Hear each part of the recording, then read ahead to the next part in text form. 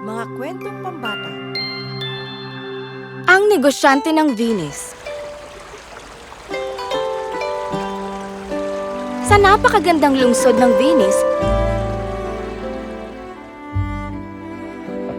may nakatirang isang mayamang negosyanteng nagngangalang Antonio.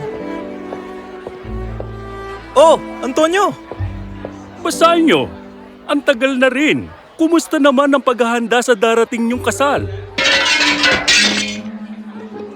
Shailak, pakiusap! Babayaran ko lahat ng utang ko bukas. Pangako! Ang usapan ay usapan at ang pangako ay pangako. Nangako ka na magbabayad ka sa akin ngayon. At pag nabigo ka magbayad, ang sabi mo ibibigay mo sa akin ang tindahan mo. Hindi mo ko nabayaran, kaya sa akin na ang tindahan mo. 50 dukas lang ang hiniram ko sa'yo. Mas mahal pa ang halaga ng tindahan kong ito doon. Dapat inisip mo yan bago mo ipinangako sa akin ang tindahan mo. Ngayon, umalis ka na dito! Shailak, sandali lang! Heto ang 50 dukas na hiniram sa iyo ni Mersanyo. Hindi! Bakit ko kukunin ang pera mo? Si Mersanyo dapat ang magbayad sa akin ngayong araw. At hindi pa tapos ang araw, Shailak. Ilang oras pa bago lumubog ang araw. Kaya heto ang pera. Lumayo ka na sa tindahang ito. O kung hindi, irereklamo kita sa korte.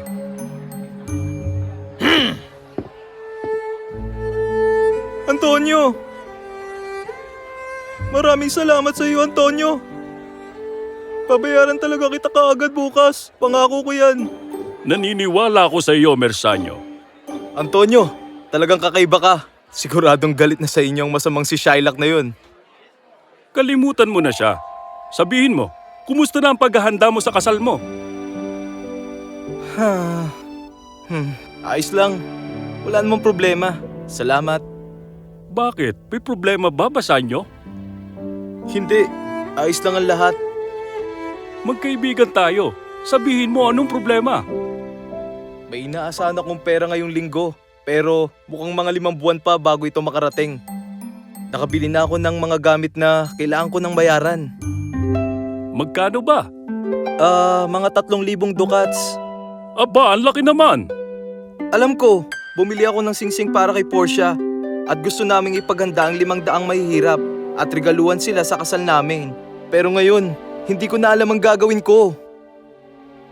Napakalaking halaga niyan. Gusto sana kitang pahiramin kaya lang, kahit ako wala akong 3,000 dukas ngayon. Pero babalik ang mga barko ko sa loob ng 3 buwan. Pagdating nila meron na akong ganong halaga. Magiging huli na ang lahat. Sa susunod na linggo na ang kasal. May naisip akong ideya. Tayo na.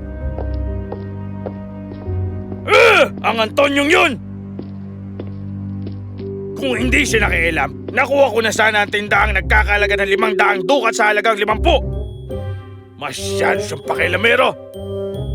Magbabayad ka, Antonio. Magbabayad ka bahalang araw. Kay Shailak? Wag, Antonio. Hindi ako papayag na humiram ka ng pera kay Shailak. Alam mo naman na mandaraya siya, di ba? 3 buwan lang naman ang kailangan ko, Basanyo. Pag nakabalik na ang mga barko ko, madali ko nang mababayaran na 3,000 dukas na hihiramin natin. Shailak? Antonio! Pwede bang humiram ng pera? Ikaw? Ikaw na mahilig mamigay ng pera ang sumisira sa negosyo ko. Kailangan mo ng pera?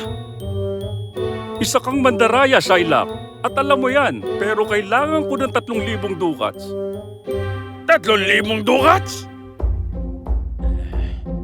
Pagkakataon ko nang sirain si Antonio at makaganti sa lahat ng pagkakataong ininsulto niya ako at sinira niya ang mga plano ko. Sige, pahihiramin kita ng pera ng walang interes. Pero kung hindi mo mababayaran ng buo ang halagang hiniram mo sa loob ng 3 buwan, lahat ng mga pag-aari mo ay mapapasa akin. Payag ka? Aba, sumusobra na talagang pandaraya mo, Shailak. Antonio, umalis na tayo. Huwag kang mag-alala, Basanyo. Narito na ang mga barko ko sa loob ng 3 buwan. Nagsimula na sila sa Africa. Wala tayong dapat problemahin. Kailangan mo ng pera, kaibigan. Sige, payag na ako. Nag-aalala si Bassanio kay Antonio.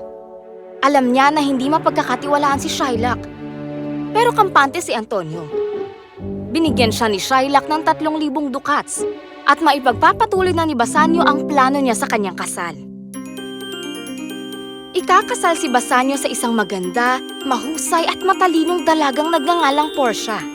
Binigyan niya si Portia ng magandang singsing na matagal na niyang gustong irigalo at sila ay magkasamang namahagi ng kanilang kayamanan sa mahihirap.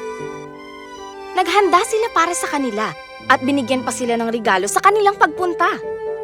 Maraming salamat, Antonio. Hindi magiging posible ang lahat ng ito kundi dahil sa'yo. Ano ka ba, Bassanio? Siyempre susuportahan ko ang napagandang plano niyo sa inyong kasal. Hindi. Alam mo ba, Portia, isinugal ni Antonio ang lahat ng meron siya sa masamang si Shylock para magkaroon tayo ng 3,000 dukat sa kasal natin. May utang na loob ako sa kanya.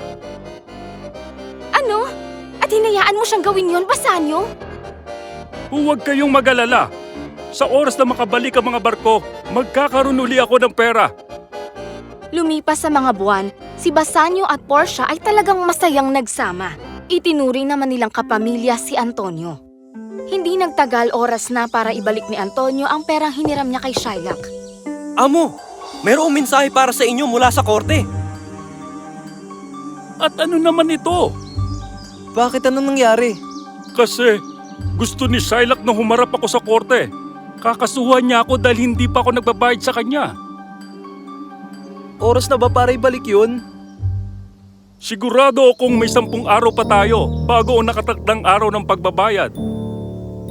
Amo, pasensya na. Pero, maaari po ba ako magsalita? Siyempre, Rebus. Ano yon? Nako, si Ginoong Shylock, kilala yan sa pagpapalit ng mga araw sa mga kontrata niya. Maaaring pinalitan niya ang araw mula sa 18 sa 8. Ano? Sandali! Hindi niyo siya maaaring uliin ng ganyan. Kailangan niyong humarap sa korte bukas. Gusto siyang ipaaresto ni Ginoong Shylock Thunders para naman hindi siya makatakas. Antonio!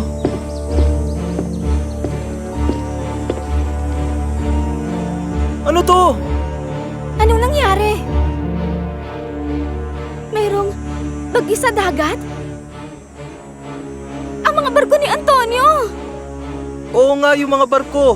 Kaya lang hindi na makapaghintay si Shylock eh. Ano ba tong mensaheng ito? Katapusan na yata ng kaibigan ko. Hindi ko hahayaang mapahamak si Antonio. Puntahan mo siya, Bassanio, at huwag mong ipaalam ang tungkol sa bagyo. Wala kang ibang sasabihin. Oras na para turuan ng leksyon niyang si Shylock. Pupunta ako mismo sa korte bilang abogado ni Antonio. Ikaw? Paano? Basta, samahan mo lang siya at wala kang sasabihin sa kanya. Huwag kang mag-alala, hindi ko hahayaang may mangyaring masama sa kanya. Naniniwala ako sa'yo. Kinabukasan, dinala si Antonio sa korte sa harap ng hukom. Mga Ginoo, ano ang meron dito? Ginoong Shylock Thunders laban kay Antonio Basilos? Umpisa na ang paglilitis. Alam nyo, simple lang ang kaso, Ginoong Hukom. May utang sa akin si Antonio na 3,000 dukats. Noong panahong nangihiram siya ng pera sa akin, pinangakuan niya ako na kapag hindi niya naibalik ang pera ngayon, lahat ng pag-aari niya ay mapapasa akin. Pinalitan niya ang araw ng kontrata, Ginoo. Tahimik, Ginoong Thunders, maaari mo bang ipakita ang kontrata? Ito, Ginoong Hukom. Pero alam mo, Ginoong Thunders, ang mga ari-arian ni Ginoong Antonio ay higit sa 3,000 dukats. Bakit hindi ka nalang kumuha ng ilan na kasing halaga ng hiniram niya? Pasensya na, Ginoong Hukom. Mismong si Antonio ang pumirma ng kontrata. Ang usapan ay usapan, at ang pangako ay pangako. Ginoong Antonio, bakit ka naman pumirma sa isang di makatarungang kontrata? Ginoong Thunders, pag-isipan mo to, hindi ito makatao. Nagkakamali ho kayo. Ang lahat ng yan ay illegal. At ang hinihiling ko lang ay sundin ni Antonio ang pinirmahan niyang legal na kontrata at tumupad siya sa usapan. Tama si Ginoong Shylock Thunders, Ginoong Hukom. Kailangang sundin ni Ginoong Antonio ang nakasaad sa kontratang kanyang pinirmahan. Ginoong Thunders, Kaya nang nakasaad sa kontrata kung hindi makabayad ang pagkakautang si Antonio ngayong araw. Lahat ng pag-aari niya ay mapupunta sa'yo. Tama? Tama yon. At hindi niyo ito talaga gustong pag-isipan. Hindi talaga. Ang usapan ay usapan. At ang pangako ay pangako.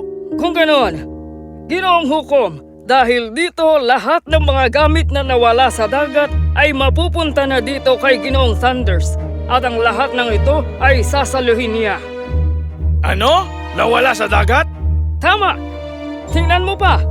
Kagabi lang dumating ang sulat na ito. Nagkaroon ng napakalakas na bagyo sa may baybayin ng dagat ng Mediterranean. Kung nasaan ang mga barko niya, ikaw ang sasalo sa pagkalugi niya na maaaring nagkakahalaga ng mga 20,000 dukats. Hindi! Ayoko! Nung sinabi mong sa'yo mapupunta ang lahat ng pag-aari ni Ginoong Antonio, ang ibig sabihin din nito, lahat ng mga kinikita, ari-arian, at pati na ang pagkalugi na mula kay Ginoong Antonio. Pandaraya ito, Ginoong Hukom! Ang usapan ay usapan, at ang pangako ay pangako. Tama ang abogado. Ikaw ang sasalo sa lahat ng pagkalugi ni Antonio. Sige, patatawarin ko na ang kanyang 3,000 dukats. Hindi na niya kailangan ibalik ang pera ko o sundin ang kontrata. Tama na, Ginoong Thunders. Pinapakita ng ugali mo ngayon na talagang ipinipilit mo ang kontrata na alam mo namang hindi makatarungan. Kino-question nito ang katapatan mo at integridad.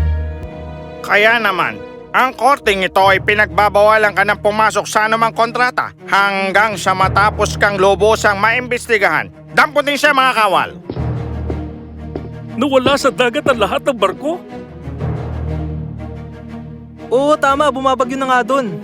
Sumama ka na lang sa amin pauwi, Antonio. Kailangan mo na magpahinga. Nalungkot si Antonio nang marinig niya ang pagkawala ng kanyang mga barko sa dagat. Iniuwi siya ni Bassanio. Nawala na ang lahat ng mga barko ko. Oo, ikinalulungkot ko. Bakit ka tumatawa? Teka, sandali lang, Antonio. Bassanio, sino ang abogadong nagpunta sa korte para ipagtanggol ako? Gusto mo siya makilala? Ayan, heto siya sa harap mo.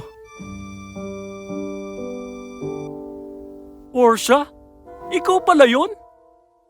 Oo, ang pasensya ka na sa pagkalugi mo. Ano bang problema yung dalawa? Hindi ba't nalugi ako? Bakit kayo tumatawa? Hindi! Wala naman talagang nawala sa'yo. Isang napakalakas na bagyo ang dumaan sa dagat Mediterranean noong bandang 3:00. Kalahati lang yan ang mensahe. Narito ako natitirang kalahati. Pero huwag ka mag-alala, Ginoong Antonio.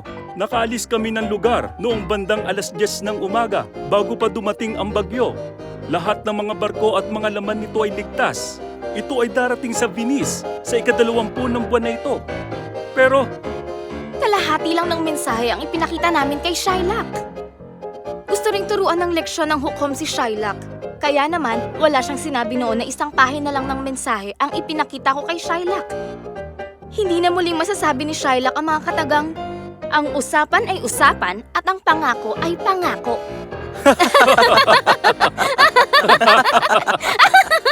Portia, talagang napakaswerte ng kaibigan ko si Bassanio dahil napangasawa ka. Isa kang matalino, matapang at makatwirang babae. Maraming salamat.